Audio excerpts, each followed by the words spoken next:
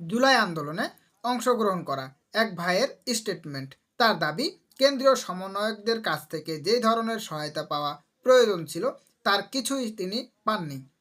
সেই ধরনের সহায়তা তিনি পাননি। ভাইটির নিজ মুখেই শুনুন তার বক্তব্য কি। যে আমাদের বাড়িতে সারজিৎ কয়েকবার গেছে, 2 থেকে 3 বার গেছে। নাহিদ ভাই গেছে একবার। ওরা কিছু তো দেওয়া থাকলো দূরের কথা, ওরা আমরা ফোন দিলে ফোনও রিসিভ করে না, স্পষ্ট কথা। এবং আমাদেরকে ওরা অনেক আশ্বস্ত করছে, জড়িয়ে ধরে বলছে যে তোমার এক ভাই গেছে, লক্ষ্য ভাই আছে। কিন্তু আজকে থেকে লক্ষ্য ভাই কেউ অর্ধেক ভাইও নাই।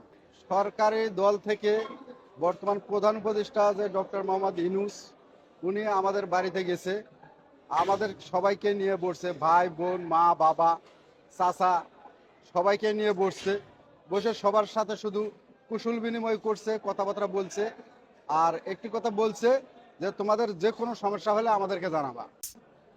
কিন্তু এখন আব্বা যখন অসুস্থ হয়ে পড়ে রংপুর মেডিকেল কলেজ হাসপাতালে, তাকে এমার্জেন্সিভাবে ঢাকা সিএমএসে আনা লাগে।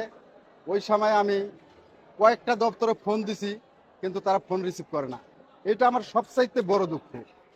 কিন্তু ওনারা শুধু আশ্বাস্ত করে মানুষকে, কিন্তু প্রশ্রয় দেয় না। তারা শুধু আমাদেরকে আশ্বাস্ত করছে, ঠিক আছে।